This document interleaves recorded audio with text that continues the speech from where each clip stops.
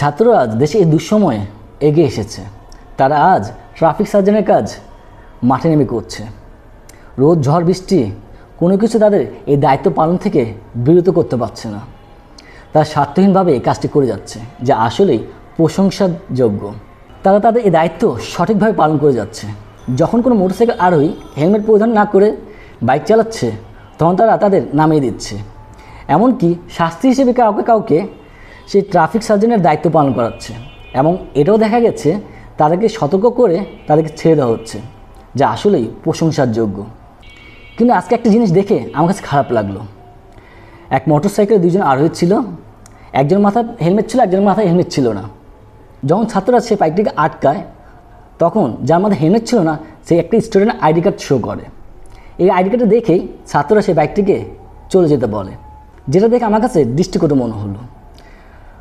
আমার কাছে মনে পড়ে গেল পুলিশ ট্রাফিক সার্জেন্টের কথা। তারাও একই পদ্ধতি অবলম্বন করে। ট্রাফিক সার্জেন্টে কখনো দেখবেন না তারা তাদের পুলিশ ভাইদের আটকায়। ছাত্রদের এই জিনিসটা দেখে আসলে আমার কাছে ভালো লাগলো না। তারা অবশ্যই নিরপেক্ষতা বজায় রাখবে সর্বক্ষেত্রে। শিক্ষার্থীদের এই স্বার্থহীন কাজের জন্য তাদেরকে ধন্যবাদ জানিয়ে আজকে আমার এই ভিডিওটি শেষ করছি। ধন্যবাদ।